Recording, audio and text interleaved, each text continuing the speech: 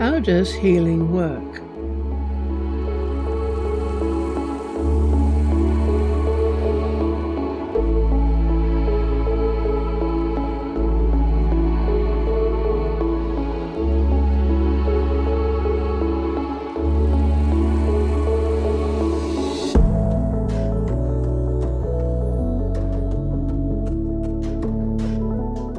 This set of videos is for anyone who would like to be cured of their illness, would welcome some explanatory videos on what a healer does, is a healer, or would like to be a healer, someone who cures illness and disease.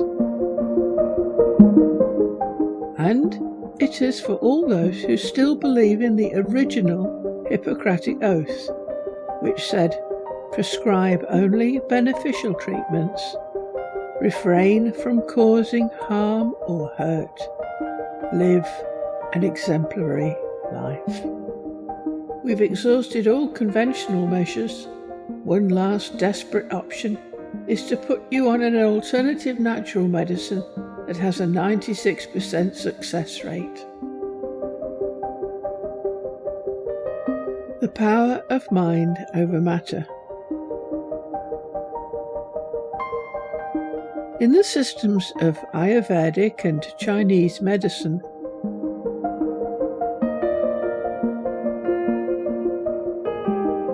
as well as Louise Hay's system,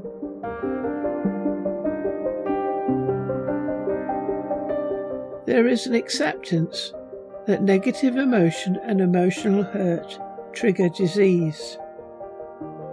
Externally derived hurt, for example, stress, grief, fear, loneliness and alienation, frustration, even repression, rejection or neglect, insecurity, mental exhaustion, anxiety, misery and despair, as well as self-imposed hurt such as anger, envy, jealousy, rage and fury, or resentment, all have a record of producing illness, whether the negative emotion is caused by someone else, such as a bully or bullies, or you are your own enemy, as in envy. There is also scientific proof that this happens, and a branch of medicine has opened up to study this, called Psychosomatic Medicine. Why does hurt cause illness? In the first place, it seems that negative emotions have a negative effect on the immune system, depressing its effectiveness. But it also appears that the negative feelings in our minds eventually produce physically apparent effects. Or as Chris Prentice, the author of Zen and the Art of Happiness, has said, stress impedes wound healing. The research of Dr. Daniel Hack-Chuk, MD, MRCP. Dr. Hack-Chuk was one of the greatest contributors of evidence of the power mind has over matter. He is on our website, along with a representational selection of the observations he meticulously collected. His book, Illustrations of the Influence of the Mind upon the Body in Health and Disease, designed to elucidate the action of the imagination,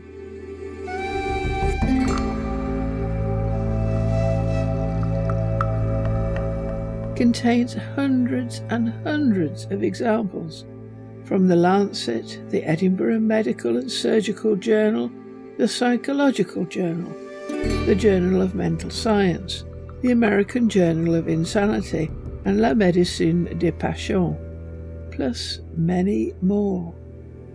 Around 90 sources are listed, and his book is over 850 pages in length and packed almost entirely with case histories. And what he found is that causative agents migrate to the parts of the body most weakened by the negative emotion. There is not a seat of emotion as we once thought. The liver is not the seat of cowardice. The gallbladder is not the seat of malice. The spleen is not the seat of rage. Unless we think it is. Thus, what determines which organ is attacked by the mixture of negative feelings and causative agent is our subconscious belief of where we have been hurt. Thus, by believing that we have a broken heart, when grief, rejection, or unrequited love appear, that is exactly where disease will strike. Believing you haven't got a leg to stand on, the causative agent will go straight to the legs.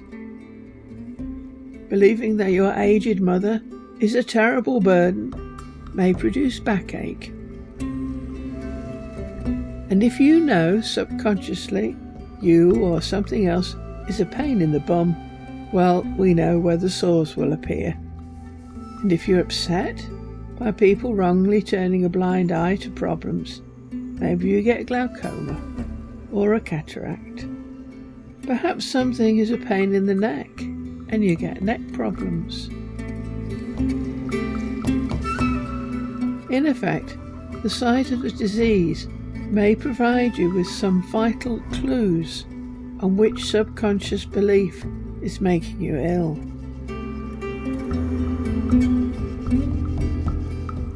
The causative agents of disease. So, in a sense, our subconscious unknowingly provides the causative agent with instructions on where to attack. What then are the main causative agents? Pathogens, viruses, bacteria, fungi and parasites. Toxins such as insecticides, pesticides, fungicides, herbicides, and pharmaceuticals, man-made chemicals.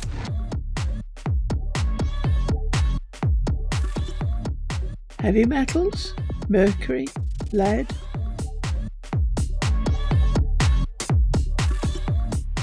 cadmium, aluminium, iron,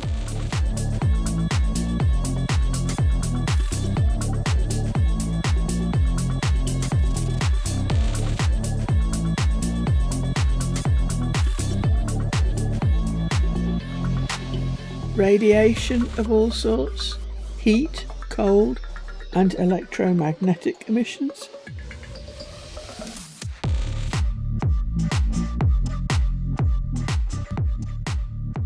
Bad air, poor air quality and pollution. Physical hurt, causing open wounds from surgery or accidents.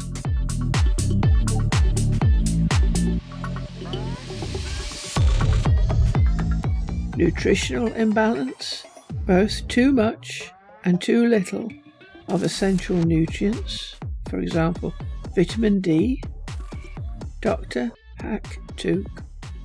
Thought strongly directed to any part tends to increase its vascularity and consequently its sensibility.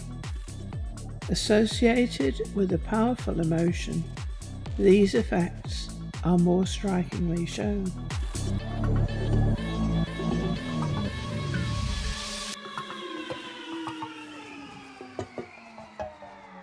The videos.